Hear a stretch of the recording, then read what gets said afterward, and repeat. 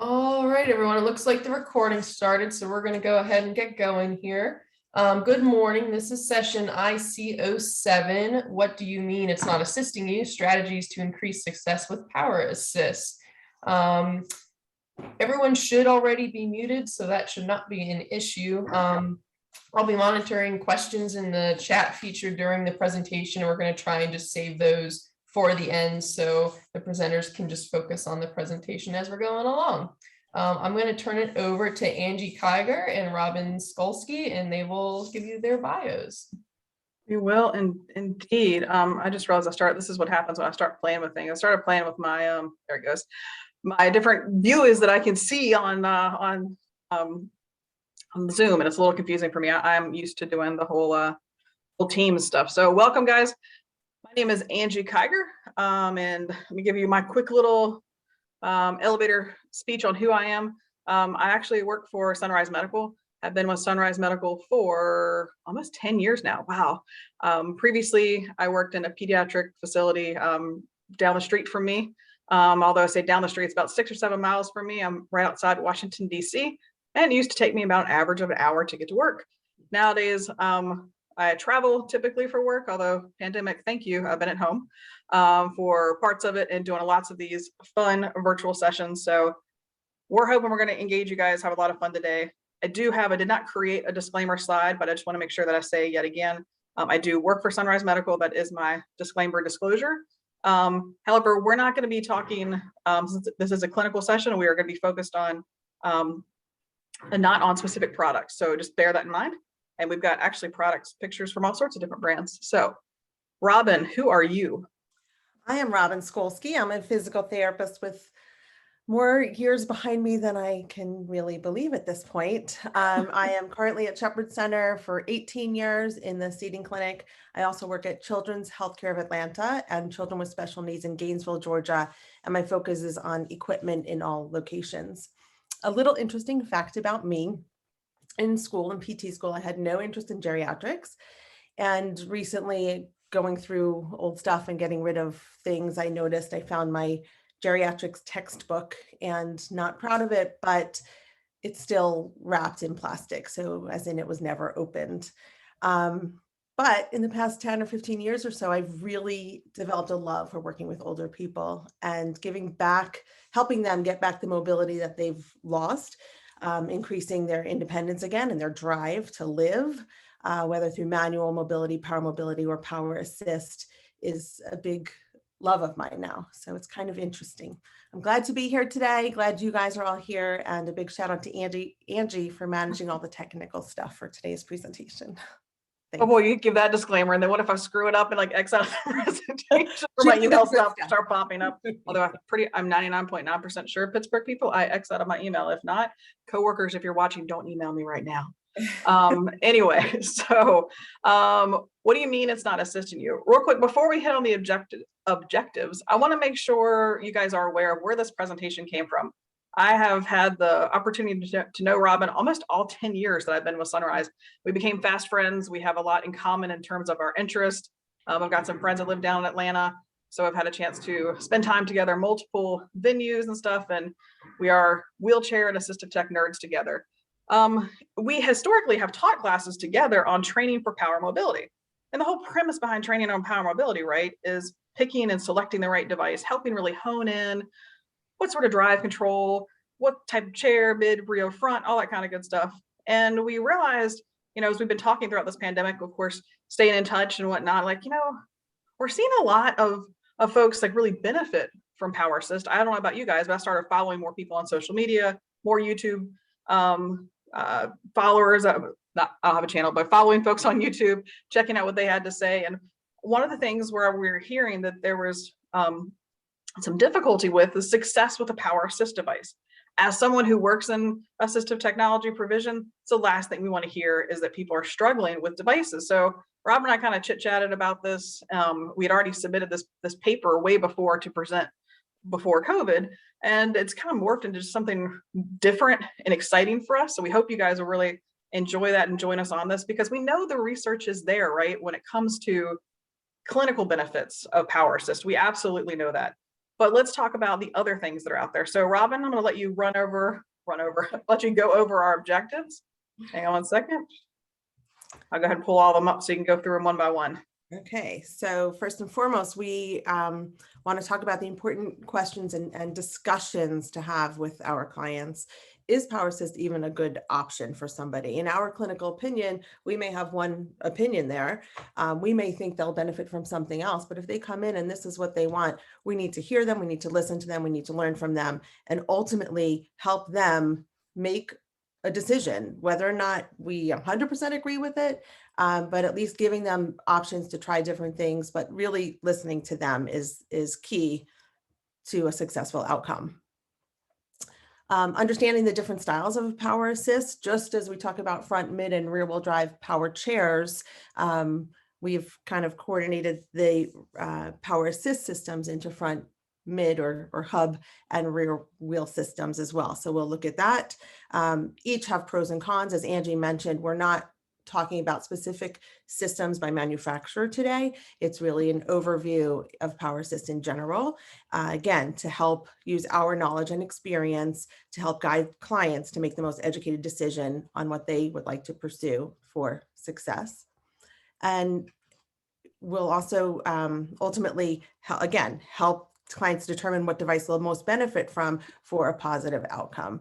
So like Angie said, we don't want to hear about equipment abandonment. We want to ensure that this is going to be something someone will use and use successfully. Yeah, and just a real quick note on that. As we were talking about this presentation more and more, one of the things that, another thing we wanted to focus on was kind of taking it for you folks that have a ton of experience. This is not going to be ultra basic, but kind of taking it back to the basics, even for us, having as much experience as we do, reminding ourselves of what different things can we ask. Like, sometimes we just kind of get, I don't know, in a routine. So kind of get you guys to think outside the box along with us. And we challenged ourselves kind of for some future presentations we might do or future projects we may do down the line, who knows. But points of interest. And this is, of course, wanted to be a evidence-based session, absolutely.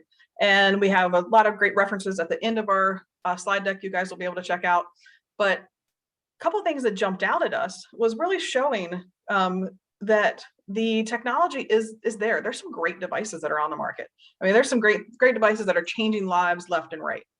What I found interesting is looking through a couple of these different studies. The first one actually involved 16 participants. This was a study that was actually published in 2021. So I guess one benefit, Robin, to have the ISS postponed a little bit as we were able to pull this research and kind of put it in there too. And the participants, the interesting thing with these folks is that they were over 30 years old, all 16 people who were interviewed, and they had, I think it was over 2.5 years experience was kind of the minimum of what they had to have for propelling a power assist system. And so the two themes that came out of it was, one, expanded their world. So yes, thumbs up to that. But they also know that there were some areas where things were falling short. So whether it was safety, how they felt safe in there, maybe the reliability, the portability issues. Now, one of the things I question when I read this, it's like, well, portability issues. Yes, there could be some difficulty with that, but thinking back to the evaluation process, where was time really spent taking it apart, showing it how it goes in somebody's vehicle? Because if you're like me, when you're at a store buying something, you go, or you watch it on, or you scroll through Amazon, you're like, oh yeah, I can do that. But the actual practicality, I could totally see that. And then, of course, the next one, this is something Robin kind of say kind of near and dear to her heart, was sometimes you see people who are trying power assist and they are super confident. They jump in the wheelchair. They are super excited to do it. And you're standing back there going, oh, yeah, this is not going to work because they're not safe. So it's interesting how all 11 participants in the second study said they felt safe and confident.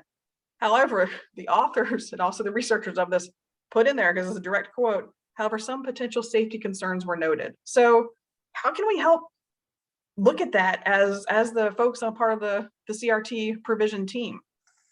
So let's continue on here and talk about the journey to power assist. Now, one quick thing we talk about, I kind of made a joke with Robin about this. I'm like, look, Robin, I've got 8 simple steps to getting your own power assist system.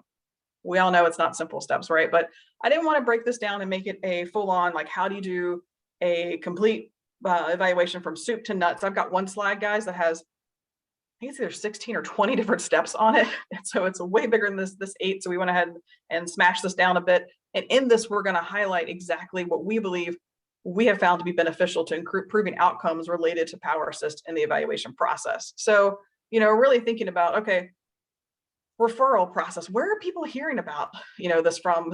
Should that be the first question that are asked?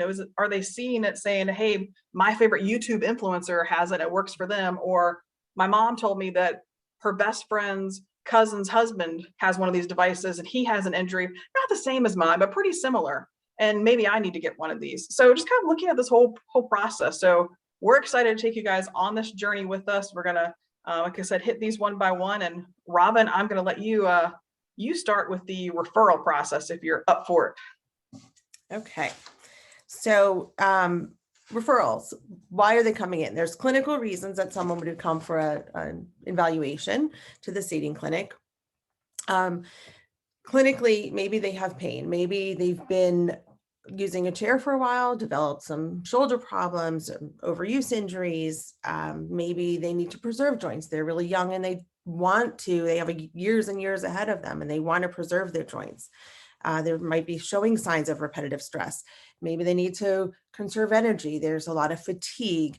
Perhaps they're marginal propellers to begin with, but for whatever reason, they do not want to use a power chair or don't have the means to use a power chair, and they're looking for some kind of alternative. So those might be reasons they went to the physician, they got a referral, they're coming to us. Functionally, a lot of these overlap. Someone could just say, I just can't do it anymore. It's just too hard for me. I need help. I'm having a hard time doing my activities of daily living at home. They probably wouldn't come in saying that, but I can get to the laundry room and but someone has to bring the laundry there. Maybe if I had something where, it gave me the ability to carry stuff, it would make it easier for me to do things at home. Students, they might be able to propel a optimally configured manual wheelchair at home, but getting across campus in a timely manner becomes a big challenge. Somebody at work, there's a steep ramp and they don't want to draw attention to themselves, or they don't want things to be, they don't want special accommodations made for them. So they're trying to fit in and be more under the gun there. If I had power assist, I could get up that ramp and I could be more independent at work and it's not going to be a big problem. Maybe they're not looking for power because they can't transport power. So that's a big challenge for a lot of people. And then even just accessing terrain around somebody's home. Here in Georgia, a lot of people live and work on farms, and maybe they're not, they have certain equipment to really manage certain terrain, but just getting to the stalls, to the horses or to somewhere, they could use a chair with power assist, and that would be helpful. And then of course, there's the quality of life concerns. And even if we're told that third-party payer sources aren't interested in this, it is a reason to discuss and information to share. It could be just something that somebody is not ready to be in power in their own mind. They want to keep up with their kids, so that is going to enhance quality of life. And again, they could push a manual chair throughout their home, but out on the playground, it's really hard for them. Being more active, getting into recreational stuff, social reasons, mental health. For many people, it's straightforward. They know what they need and want. And when they come in, we can enlighten them. They can try different things. But for some people, they really have no idea. And this brings me just one quick mention. There's a talk tomorrow at 10:15 called Mobility Devices as Environmental Factors. And it's about a functional impact tool for mobility devices that really helps clients and clinicians explore the potential impact of different devices. So power assist, and manual chairs that could help. So that could be something else. Just wanted to throw that in there. It was developed by Mandy McDonald at Shepherd. So wanted to share that. Oh, shout out to your coworkers. I love it. So those are reasons why somebody would come in seeking an eval for different type of device. Absolutely. And you may find yourself, first of all, she's speaking quality of life, as you guys may or may not have noticed. As a part of my background, I do have my master's in education and assistive technology, but my undergraduate was in recreation therapy, and I proudly keep my recreation therapy certification. And so the whole quality of life, mental health, that's a huge part of the puzzle. And sometimes folks may come in identifying that as their primary reason of why they came in, but at the same time, you're thinking to yourself, if you're on the medical justification side of it, going, hey, how am I going to actually be able to justify that? So let's talk about potential goals that are going to, you know, are in this journey, right?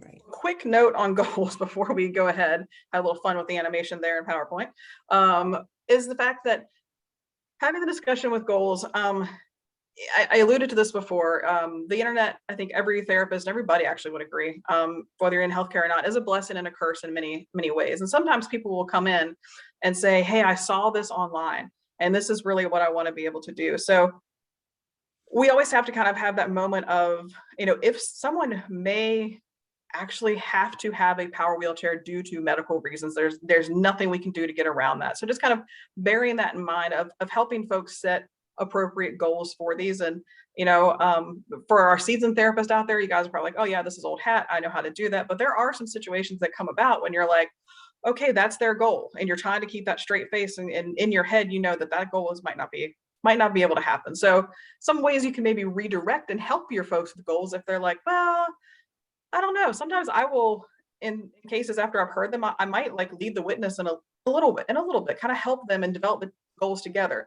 It's not a bad thing because you're a team in this. And so you, as the therapist, your complex rehab technology provider that's there with you can help with creating these goals. And also when it comes to your funding sources, they of course want to see some of these goals too. They care about decreasing pain. They care about preserving joints, right? Maybe some attempts to avoid surgeries. And that's kind of a big lofty one, but some folks that can be the reality. You know, it's like, hey, you may be facing this surgery coming down the road. So we see the signs that are there. We've already seen some deterioration. Let's move in this direction to see if we can preserve your joints and get you just a little bit farther, kind of maybe push that surgery out a little bit. Cannot replace surgery. Just want to say that, cannot replace, but can also help kind of push that out. Increasing independence is a big one. Robin mentioned marginal propulsion, and this one's near and dear to my heart because one of my very good friends, or when we get to the case studies later, hopefully I get to pick that question, or that's the one I can tell his story about. But interestingly enough, he did his initial rehab down at the Shepherd Center. Robin didn't have an opportunity to meet him. So many people come in and out of there over the years, but you know, one of the things for him is that without power assist, he cannot propel a manual wheelchair. I may even have the therapist that did his last evaluation on this Zoom because she texted me last night, and she can attest to the fact that we put him in a full-on manual chair to try to push around her clinic the last time he was down there for an evaluation, and he just physically couldn't do it. But with power assist, he can propel and be more independent. So, you know, there's interesting things kind of to think about there with independence, because for him having a manual chair, because the way his system in his car was set up for him to drive at that time, because he has the Q-straint system for him to roll back in and drive, he needed to be able to drive from that manual chair also. So just things to ponder. Of course, completing those ADLs, I assure you, your end users, it's very likely that they're not gonna know exactly what an ADL is. So kind of explaining what some of those activities were, like the laundry, very practical things, chores that you and I do are very helpful. They want to be more active. Getting around work or school, Robin talks about that. And of course, increasing participation in recreation. That is huge. And one benefit of the pandemic is we've seen more and more people talking about mental health, talking about the fact of getting out and doing things. So I'm hoping eventually maybe some stuff will change with funding and routes to those. But anyway, so digging deeper, kind of getting those questions. Now, we promised you that you would have 5 examples of questions. Well, we gave you like 50 on this one. And we did this slide, the next slide, because when it comes to with the first time you meet a client, you ever talk to them, I always equate this to, and it's kind of funny because people laugh when I say this because I have yet to find my dream millionaire man. Robin's on the lookout for him too. She knows he's out there for me. But I equate this to a little bit like a first date, right? So think back for those of you guys who've been with your significant other for a number of years, and you know you want to be able to dig deep, but you have a certain key areas you need to hit on, but you got to think of creative ways to do that. Working with your end users isn't but so different. And Robin's never heard me use that analogy before, but I think you might agree, because you don't want to come straight out and say things that are awkward, but you need to know, hey, how long have you used that ultralight wheelchair? It's really nice. Yeah, so what do you like about that one? So shy away from a checklist if you can. have these in the back of your mind. Like I said, have it as a conversation, talk about, hey, are there specific things that you like? What do you love to do on the weekends? What do you do on the weekdays? After your weekday, man, how do you feel? How do you feel in the evenings? I don't know about you, but all day, running around, life is just crazy for me. How about you? Do you feel any aches and pains? Do you become fatigued when you're propelling your wheelchair? Do you notice that when you were a little bit younger, you could go farther? I think a lot of folks probably would say that, even if they don't utilize mobility devices. They may say, yeah, when I was younger, things were a bit easier. Yeah, absolutely. We need to remember that as, another thing that's become a passion of mine as we move through the whole CRT process is remembering that people with a disability also age. And I think sometimes we separate that out. We just focus on their disability. So talk about different aging things, and that's totally fine. If they're in the age bracket of, shoot, I'm almost 44, so 40 years old, 50 years old, kind of on up there, could be some changes there. Other key things to focus on is, have they ever been diagnosed with repetitive stress injuries or strain injuries, arthritis, joint problems? Even if they haven't been diagnosed with it, if their physician has been talking about it, right? We would love to say that all of our medical records have everything in it, but it's sometimes it's a lot of relied on self-reporting. And so if they forget that, oh yeah, my doctor did talk about it, I might have early signs of arthritis, or I may have some joint problems here and there. So kind of helping trigger those memories. But these are going to be specifically related to when we get into the actual hands-on evaluation. This is going to kind of direct you in what sort of data you want to continue to grab from them. Also, what is your primary mode of transportation? And do you have any issues transporting your current wheelchair? Because if they're having difficulty and they use just an ultralight wheelchair now without any sort of additional parts and pieces to it, adding on a power assist could add on the difficulty where they may not even be able to put everything together to be able to drive. So not saying that will prevent them indefinitely, but something to think about. And also being able to list out those specific activities that they feel like they might not be able to do. Potential power assist questions to ask them. So say they come in, and this is something, once again, that Robin and I were chatting about, is that we have different scripts or different activities or line of questioning that we do. When you read textbooks and you talk about taking tests regarding how to do evaluations, it's very, do 1, 2, 3, and 4. And here are your interview questions. But the reality is the questions I'm going to ask somebody that's coming in for a brand new seating system and their power chair base is great is going to differ greatly from a potential power assist question. So first out of the gate, I'm going to say, hey, what do you know about power assist? What are you here for? What do you know about it? Once again, some people might pull out of their purse that they've printed out all sorts of different things already on them, or pull up websites as point to it and say, that's the one I'm here for. I'd like you to help me buy that one. And other folks might not have a clue what it is. So ask them, how do you envision yourself using power assist? That's going to help you grab an idea of knowing, all right, well, this person primarily needs a power assist for getting around their home, to doing chores, or this person's really looking for a power assist system that will allow them to get outdoors and to do things with their family, to go on bike trails and that sort of things. And there are power assist systems that will allow folks to do that. So that will change your mindset and the way you're kind of planning out your path.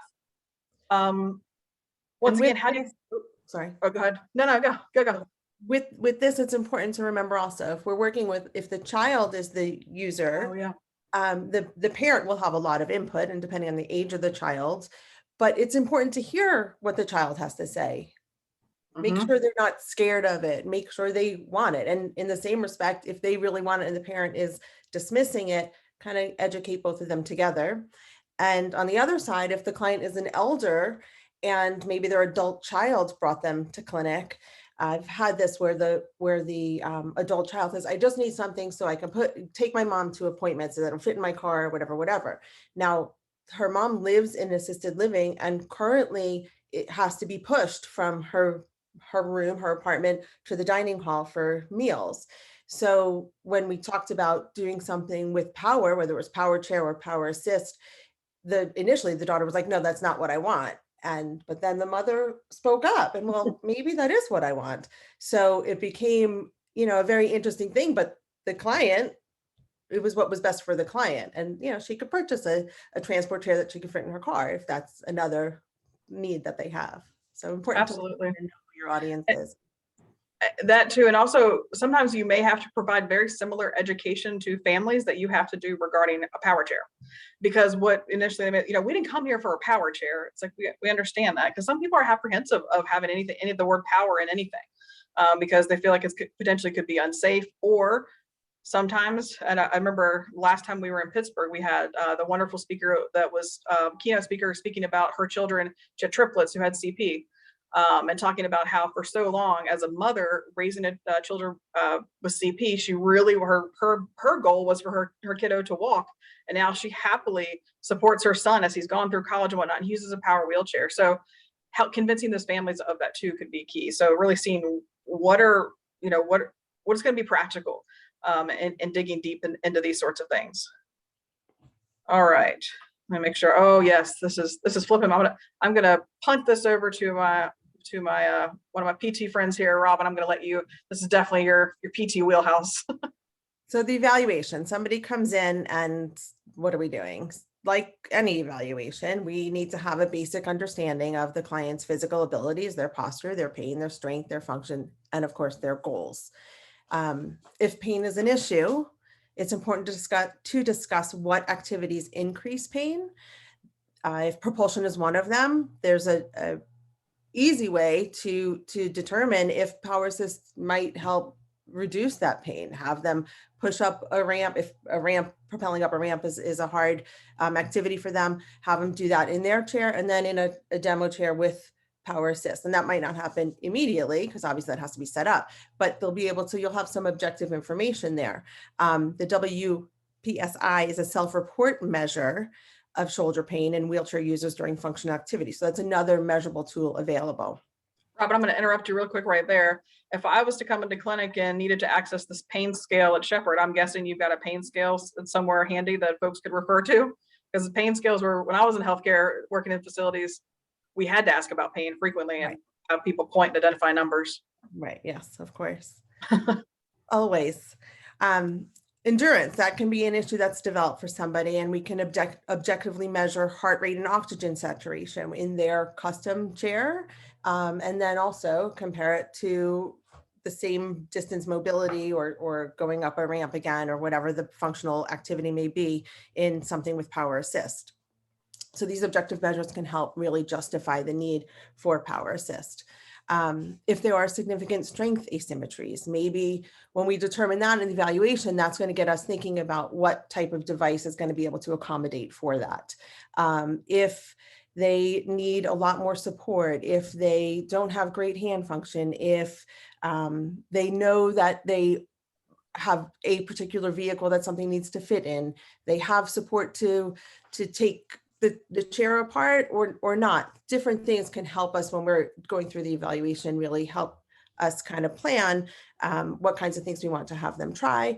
And again, maybe they came in saying, I want this, and that's great, and that's going to be an option, and maybe it works out perfectly for them. Maybe it's not the best option, and we can help educate them on some other things and give them the opportunity to try different things.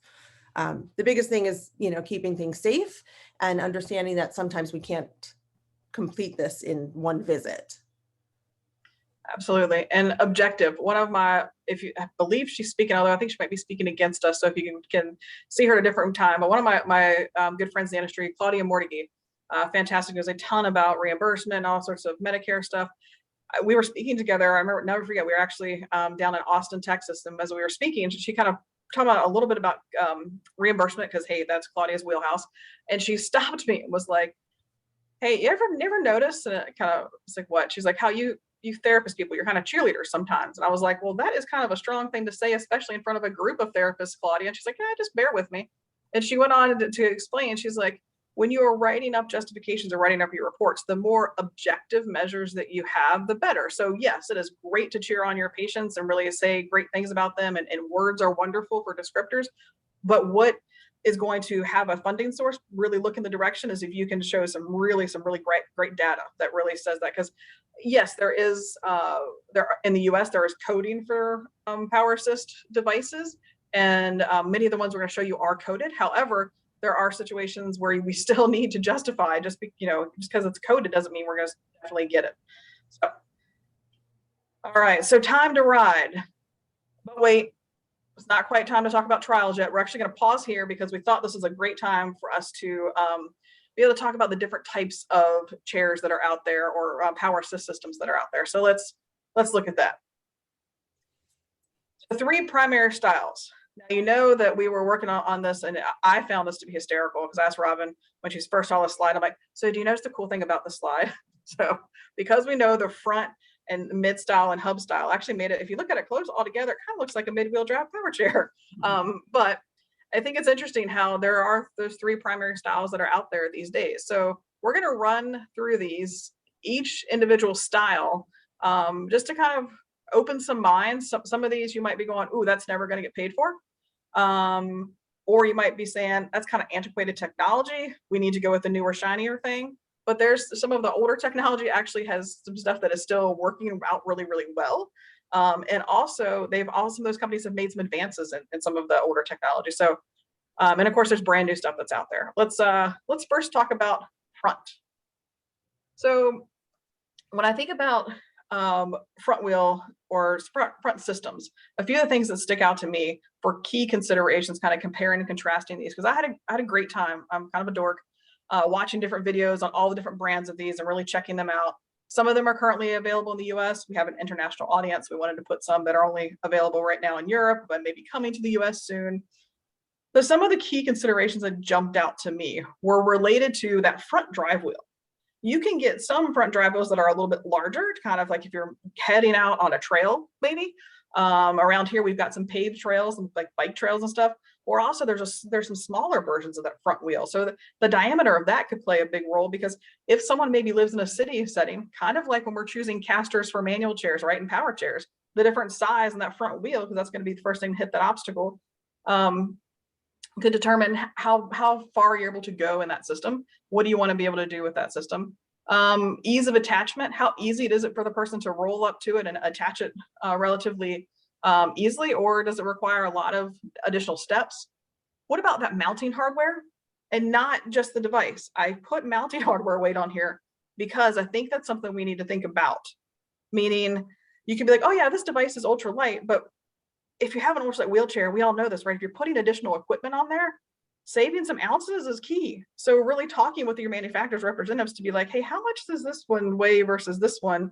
You know, and if they're saying, totally hypothetical, I did not found this as factual, but if they're saying, oh man, yeah, that piece of hardware only weighs 10 pounds. Well, hello, that's a big difference than the weight than something else. So look at that. Also think about what you can do for programmability. The user weight, bear that in mind too, plays a big role, because these are actually set up to go to a max user weight as far as what it can actually help the person maneuver using.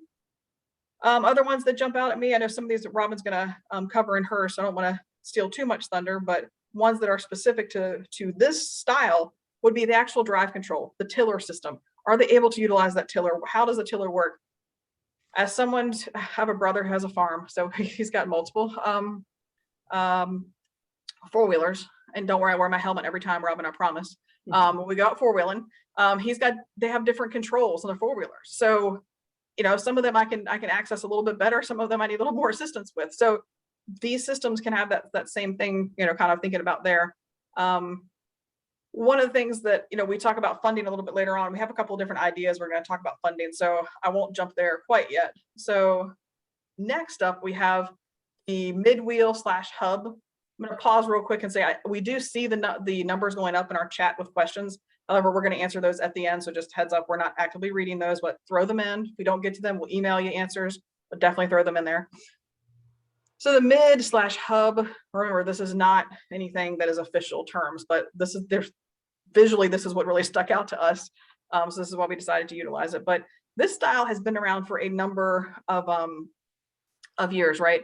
This has been around this is probably one of the first power assist systems that I personally saw here in Washington, DC area. I remember trying some of these systems with our clients. And the neat thing about them is that I really liked, I worked with a lot of kiddos that had cerebral palsy, and they had different strengths on either side, left and right. And so I could, you know, really dial in how much sensitivity could go on the left or right. So different programmability that's there.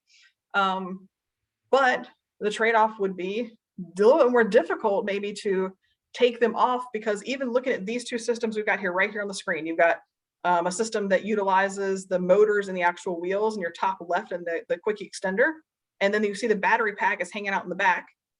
So those are three different smaller weighted pieces versus a system where everything is in each of the hubs, but you don't have to have the extra battery. So really pondering what all of that means, and how that could kind of best work for the client. Anything else on mid and hub that I jumped over too quickly, Robin? Well, one thing to consider with this style is that often for people who are just getting this style, we'll set the wheels in a more stable position because of the increased power. So from a stability standpoint and safety standpoint, but the one trade-off, if they do put their standard wheels on, then access is not as ideal. So just something to consider. Absolutely. Oh, the other thing we were talking about was, we noticed in this picture, there are anti-tips. Oh, right. Anti-tips, when someone moves into Power Assist, I think this might be ironically one of our only chairs that we have showing that we see the anti-tips on there. Some of our users, if they've historically have been using an ultralight wheelchair for a number of years, and some folks who listening may be using an ultralight wheelchair right now as you're listening to us speak, and you might say, anti-tips? I haven't used anti-tips. It's the first time I got in a wheelchair 28 years ago prior to my injury. Well, here's the thing, is that highly recommend you put anti-tips on when trying Power Assist. Hopefully they'll be able to graduate past them, but just bear that in mind. And I have encountered a few people who've been a little bit, what's the word I'm looking for? A little bit resistant or offended by the fact I wanted them to put anti-tips on while trying Power Assist. So at least they're removable, right? Indeed, indeed. So then the Power Assists that go on the rear of the chair. People usually love the transportability of these units. They're potentially just, even looking at them, they look smaller, lighter, more transportable. So that is a big pro for these. If somebody uses two chairs, they can even get a second mount more easily than the hub system, the wheel system. So that's certainly something that we look into for this. If somebody uses two chairs, maybe they have one in their shop or one is more of an outdoor chair. They're relatively lightweight once in place, but still the user may require assistance to put it on the chair and to take it off the chair. We've seen people who add like a freewheel to the front with this in the back, and then that really opens up more terrain options for them to encounter. A lot of these systems, or some of the systems, all of them can have a cruise where might even be used in a dependent mobility way. Again, we're not talking about funding covering that necessarily, or even sometimes maybe, but just in general, pros and cons about the systems for sure. And then there's, again, the pros and cons are something we discuss and we'll go over, whether, again, somebody can set it up themselves, the Bluetooth connectivity, ability to propel when the unit is off, but on the chair. These systems you're able to do that. And again, they're relatively easy to take off. So for whatever reason, if you needed to take it off and use the chair, you don't have to change wheels. So there's all sorts of things that we consider when we're using this. And a lot of the time, people who are coming in who might think they saw it and they want it and there's no question asked, but then they get in it. If it's too hard for them to manage, they can try something else. And that's the really nice thing about having demos. But it's also something where they might think it's going to be perfect for them. And until they try it, they really don't know. So coming to a clinic, being able to try it, and then if they have a particular setting at home that is paramount for them to be able to traverse, it is often helpful to have the supplier and or manufacturer's rep be able to take a demo out for them to try it in their setting, because that's really what's going to confirm if it's going to be functional and useful and really enhance their life. Absolutely. Two quick things before we hop off of talking about the differences that I want to, that I realized we didn't touch on. They're listed on all of these slides, but how the charging actually connects. That has been a deal breaker in situations that I have been in where, someone thinks to themselves, this is a fantastic device. This is where I'm really looking forward to this one. And then you need to make sure during your evaluation process that you are looking at how the charge connection happens to see if the person can do that independently. Because there is nothing more rotten than having a device that you can't charge. I mean, how many times those of us that are addicted to smartphones or utilize smartphones, addicted is a strong word, but those of us who utilize them, what happens if you leave home without your charger and you're going to be gone for like 2 or 3 days? You have a little bit of a panic attack. Think about people who need these to utilize mobility. If they can't plug them in, that's terrible. So thinking about that, and also remembering there's a reason why all different types of these things are out there. This is just a small sampling. We put 2 on each slide for as far as what fit. But this is a small sampling of what is available out there with e-mobility and technology. There's some great things that are happening. It is the clinician's role. And also, as far as last time I read the RESNA Code of Ethics too, it's, anybody who has that ATP certification, whether it's the clinician or the CRT provider, it's also their role to look at all different brands and look at all different options for that person. So, extremely important when considering this, honing in just on one brand can, really and truly either set somebody up for failure or set them up for not being able to have something that they could utilize better. And that is something I've seen in some of the chat rooms, good Lord, I just dated myself, on some of the social media sites, Reddit and whatnot, where folks felt like that they were pushed in one direction because this device was the new one that was out there, and it was the only one their clinicians were knowledgeable in, and so they really pushed them in that direction. So clinicians, I encourage you, know about all the ones that are available. Welcome your manufacturers, maybe not into your facilities during COVID times, but attend any virtual trainings that you can get, because we don't want to limit people, because we don't want to say, oh, you can't do that just because they couldn't do that one specific one. You could totally be limiting them in what they want to do. I mean, after all, you wouldn't show them just one power chair or one cushion. So, and on that note, during the trial and the assessment and whatnot, because we can't be experts in everything, I will often ask a manufacturer's rep to be there when I know that someone specifically wants to try something and might really need some really extra fine tuning of something. And usually they're 100% willing. As someone who works for a manufacturer and has some awesome account managers that I have the opportunity to work with within Sunrise Medical, and I will tell you that that's part of their job. It's part of the expectation, is that they're there to support clinicians. They're there to support the suppliers, and they should be the experts in the product that they're bringing from the trial.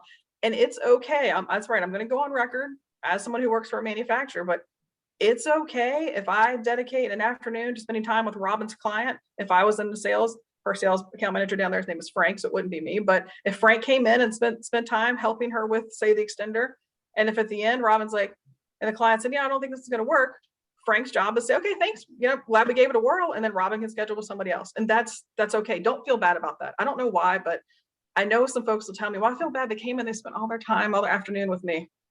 It's okay. At the end of the day, everyone's job goes back to who? The client. So discussing those options after you've kind of going back to focusing on our journey, we think about our trial tips. And these are things that I am being cautious of the time, guys. Don't worry. We've got a lot more to get to, but we're going to kind of hop through these little trial tips. We only got like 2 or 3 on each of them. But for your options, make sure you select different devices for the client to try. One of the things I first say at the very beginning of an evaluation process, if it's a brand new system they've never tried before, this could take multiple appointments. Robin said that too. I know some of you guys are saying I've only got 45 minutes to an hour to make a decision. My personal opinion and my professional opinion is I don't think if someone's never tried a power assist that you're going to get there in that evaluation time. That's just me. You may be a wizard and have a great way to do it, but in my experience, I've not been able to feel like I've given someone that full trial. Select different devices. Robin actually had a really great idea. I want to give her credit for this one. Is there's going to be inevitably some time when the demo is being set up where there's downtime for the client. Instead of having them hop on TikTok, and have them make their TikTok videos and stuff, let them actually direct them towards product literature, videos to the client. And with videos, your caveat here, I will tell you, is there are a lot of opinions that are out there on the internet for this purpose during this time, as representing, kind of the different products and whatnot that are out there in the evaluation process. Direct them to the manufacturer's websites and the manufacturer's produced videos. A lot of them are going to give not opinions, they're going to give facts, because we are regulated. We can't make product claims. We can simply give you the facts on what can happen. And that's where we want these folks during this stage. If they choose to go home and look at other videos, reviews, everyone looks at product reviews at some point. So you're setting up the demo, encourage the client to observe that demo process, right? Tune them back in. So once you've said, yep, this is the one I want, and it's time to actually show them how to put the device on and off, make sure that they're watching that. So they'll be able to kind of see what's happening, and start showing them that the opportunities to program is needed. So you're going to set them up, and then show the client how to mount and remove the system. Do this before they hop in the chair with the device on. This is something that I highly recommend, because once again, there's nothing worse than having somebody try a device and you get all the way through the end of the trial and they're like, man, this is the greatest thing ever. It's going to change my life. But then they don't have anybody to assist them, and they can't actually operate the system as far as taking it on and off. So try that at the very beginning. That could save some headaches and whatnot.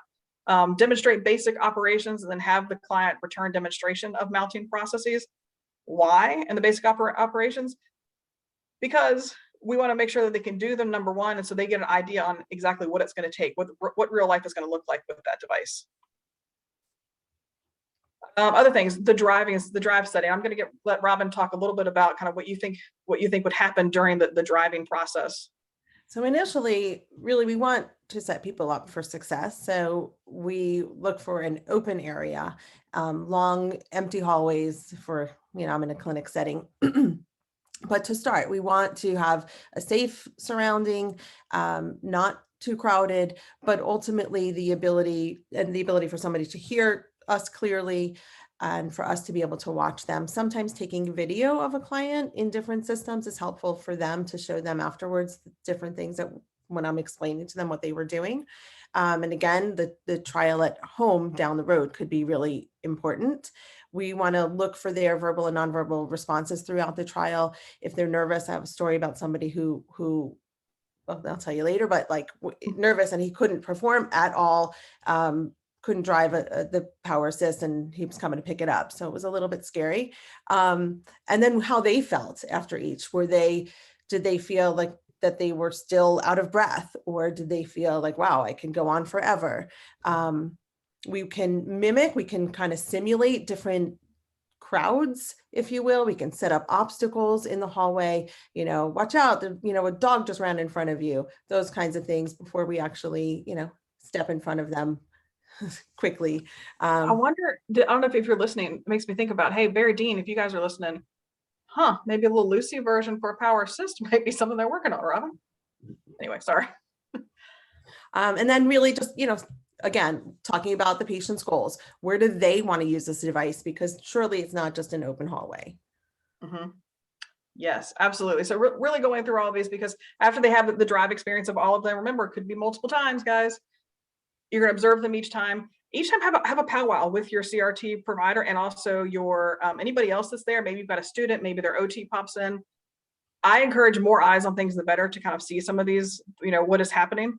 Have the parents there, the adult children there, whomever. And then, of course, review. You discuss the experiences with all of them. Consider the trial location really mimic that. One thing Robin has mentioned a couple of times, and I think it's worth saying again, if odds are the linoleum floors that are in the Shepherd Center, while they're lovely and shiny and their building services people take great care of them, that's not what they're going to experience at home.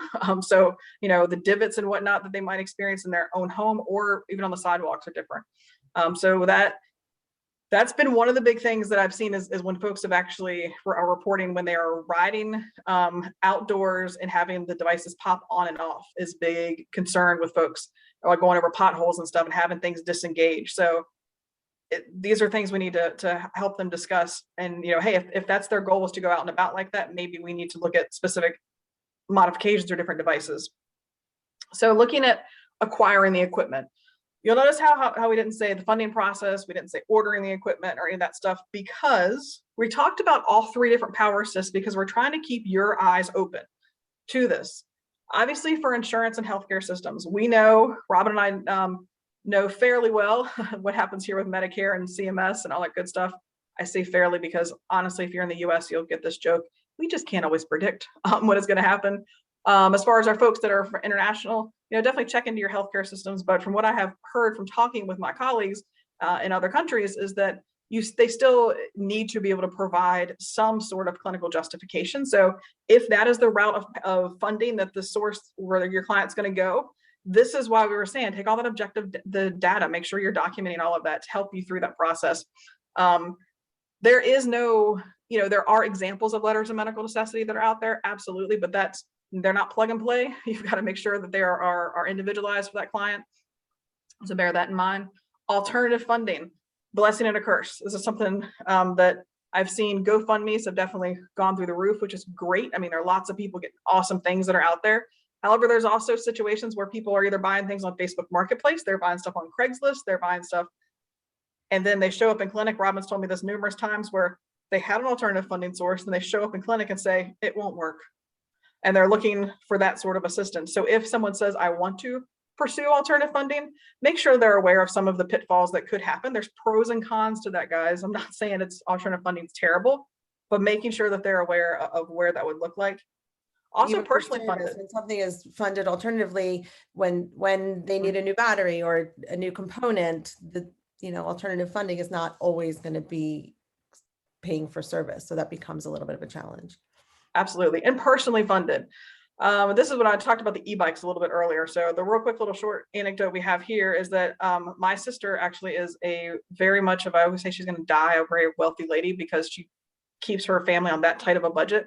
And her husband came to her and said, honey, I want to buy an e-bike. He's a marathon runner, but for bike rides, he's not a big bike rider, but he's like, I want to get one of those e-bikes. They look really cool. I think it'd be great to have that additional power behind me. And my sister said, that's all well and good. Looked at the price and said, well, you better start saving your money. You know what? It's okay. It really is. It's hard to do, but it's okay to talk with people and say that they can save money for it. There's various things personally that I'm saving money for that I would like. I'd like a new MacBook. There's various, things that are out there. So it's okay to talk with people. And I have noticed that I'm seeing more and more, go to the next slide, seeing more and more resources for people with disabilities when it comes to financial resources. Experian just did a webinar on this. So financial planning for people with disabilities, there are resources out there. Delivery tips, go Robin. Delivery tips. All right, I want to review the original goals. Now, remembering that we might have evaluated somebody 3 months prior to this, even more sometimes when they're coming back to pick up their equipment. So we're going to go through the system. If we can unbox the system with them present, I mean, hopefully it's been unboxed and charged prior to the delivery, but we can show them everything that came in the box. If they're getting a new wheelchair with their power assist device, it's going to be, a session, a longer session to really go over everything, make sure they understand everything, how to mount even the mounting hardware, what things get loose. We know that clamps don't stay in place forever. So we want them to know if something is not quite right.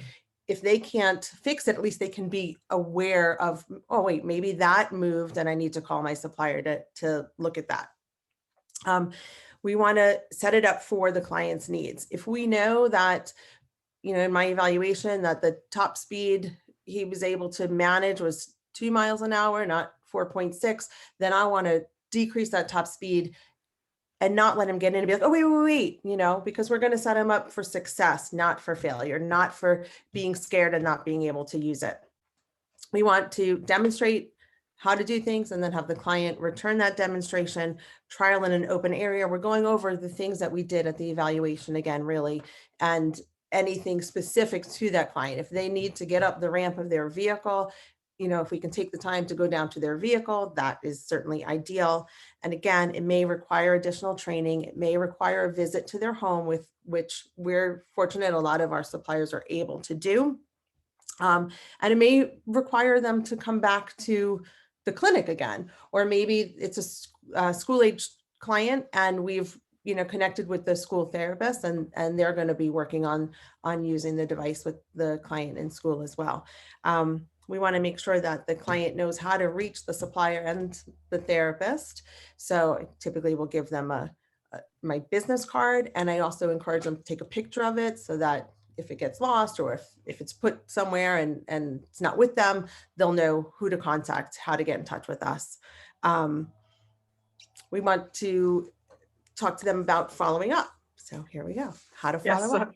Sorry, I was looking for time sake, and just so you guys are aware, we could stay on a little bit longer if need be. Sorry about time, but there are a couple of case studies we want to get to that we'll kind of do our 60-second updates. But always feel free to email Rob and I. We're happy to help. It's hard to do in these virtual sessions. We can't see you to ask live questions while we're presenting, sorry. So follow-up ideas, additional training if needed. Make sure all caregivers are aware. For those of you guys who work with folks that go to day programs, school systems, all that sort of stuff, communicate with those allied health professionals. Make them aware of new equipment coming on. As someone who spent 12 years working in the pediatric setting, I can tell you your school therapists greatly appreciate when they know when a piece of equipment is coming in and vice versa. I'm going to make sure everyone's on top of things. Signs of success, just really seeing the clients out there doing more, maybe checking in with surveys, phone calls. One thing that's interesting that I think is worth pointing out is sometimes we may need to say no. Unfortunately. And why is that? Yeah. And so, it's like, I'm sorry, but this isn't going to work. And it's hard to say that. So Robin, why might we have, and kind of like in like a minute or less? So really it all comes down to safety and functionality. So if somebody really wants something, but they are not safe, then I cannot recommend it for them. If they go out and buy it for themselves, that's a different story. But for what I can support, but I wouldn't just say, no, sorry, see you later. I'm going to offer them other options. So, and recently had this with a client and Power Assist was just not going to work. But, we looked at other things and how he could move a chair with his foot a little bit. So really it wasn't like, sorry, but I turned it into, wait, but look, so let's try this. And it's just giving other options. And, I think more and more about this, Robin, I'm not kidding when I say this, is that we really need to explore power assist training. That'll be our next thing. We'll get with I'll get with some of our folks that do research and see if we can talk them in. If they're watching this, they know who they are. I'm currently doing research with you right now up at Grand Valley State University, Lisa Kenyon. Maybe we can do some power assist training research. That would be fun. So we were going to do a fun little game, but of course, unfortunately, we're out of time. But I've got a couple of questions here in this cup, my high school cup, where we'll let Robin and I'll answer a couple. But let's see, Robin, this first one's going to be for you. I'm going to mix them up. So now let's see what the first question is. Oh, who was one of your oldest clients that you've put in Power Assist that you can remember? So one of my oldest clients has been in a chair for like 36, 37 years. He's 72, I believe. And I saw him probably 2 years ago. So he was probably 70 for his Power Assist. He came in, avid, active man, been using a chair, very functional, very independent, lives alone. Did an evaluation he came in actually very interested in a particular device, and he did phenomenal, absolutely wonderful. We went through inside, we had the time because he was so quick to catch on. We were able to go outside around the Shepherd Center where there's different terrain, and he really did phenomenally well. It was really great. And we weren't evaluating for a new chair. He had a relatively new chair. This was compatible with his chair. It was fantastic. He came back a couple months later to pick up the device. And I said to the supplier, do you remember the eval? Like, he did so great. He could not manage the device. And it was with his age, was it something like, did he have like some sort of like stroke or something? So I was wondering, and he didn't really appear different, but I didn't know if maybe he had some cognitive changes and he wasn't remembering. Well, when we started to talk to him, I asked him like if he felt okay, and he was so stressed. He doesn't like to drive in Atlanta, and his ride came to get him that morning, and my client would not get in the car with him because he smelled of something that he shouldn't be doing, perhaps something illegal. So he wasn't going to let him drive him to Atlanta. So my client who drives but doesn't like to drive in Atlanta, drove to Atlanta. So he was so stressed, and that stress and anxiety impacted his, in my opinion, that's what I'm thinking, it was impacting his ability to use the new device. So the supplier the next day was able to go out to the client's home, and he did just as well as he did at the evaluation. It was fantastic. So it's just such an important thing. My first thing was to blame it on his age and some changes, but really it was Atlanta traffic that did him in. But knowing that, and then having the opportunity for him to use it at home, and the supplier to go there was really just, paramount, and made me feel much better about my decision making. All right, I'm gonna answer one question just for all fair. And how we pick these questions is Robin and I send them to each other, and then I randomly put them in here to see what they will be. Oh, okay. Mine says, ooh, tell me about a situation when a previous power assist system did not work for a client, and what did you do? Interesting. I have had that experience where a system hasn't worked, and was consulted in on a situation where the client actually didn't tell anybody that they had previously had a power assist device, and it was actually at home, less than a year and a half old. But luckily for them, it was actually purchased through a grant situation. But anyway, long story short, what we had to do with that was really redo the complete evaluation process. And at the end of the day, we ended up going with a hub style system as opposed to the rear style, because this person was what's considered a marginal propeller and really had difficulty being able to control that system. The wheels weren't as sensitive enough for that client. He didn't feel as safe in it as he felt and with the hub system. And so that's what we ended up going with. Really great story. I wish I had more time to get to it, but it is 11:15. I don't even want to, I'm afraid to open the chat because I know we probably got roasted for not saving time for questions. No, well, there's some questions we can answer, can't we? Yeah, go ahead. Well, and if you guys need to hop off, feel free. Let's see. We can send you copies, yes, of the slides. Oh, Lisa Kenyon, she's listening to us. Lisa Kenyon's gonna help us do a study. How fun. Have I ever recommended a front wheel? I actually recently had somebody come in who had one that he had self-purchased. And I have somebody who's coming to look at one and try one. So I don't know, I haven't recommended one that's been covered by insurance yet, but I know that there are some that are coded, and definitely it's a potential. As far as my experience with actually trialing them, I have had a few friends and colleagues in the industry that have tried them, and they've said that they're really cool. They do, some of the ones as mentioned before, depending on the front wheel, do really well on various terrain. But you have to bear in mind, no matter what system that you choose, guys, for your client, it's still a manual chair that's up under them.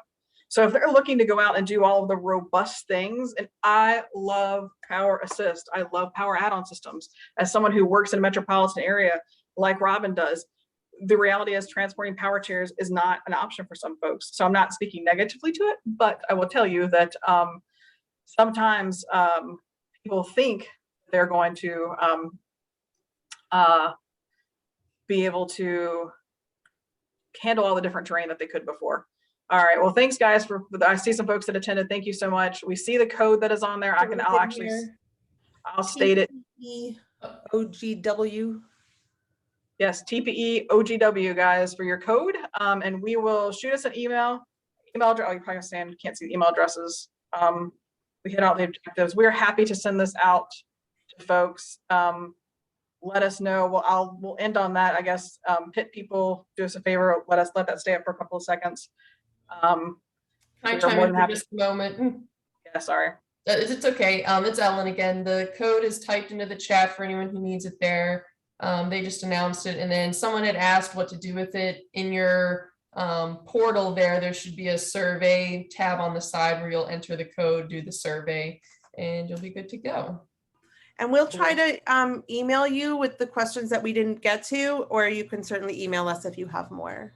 Yeah, they're going to give us, we were told we were going to get a copy of the chat, so that will help out too. And be sure to go check out the folks in the exhibits, all of them, not just Sunrise, because we'll be there, but check out everybody. Hey, Aaron, simply because we're all there doing this, and resources we have on both of our respective websites, and then also Clinicians Task Force. I forgot to mention them.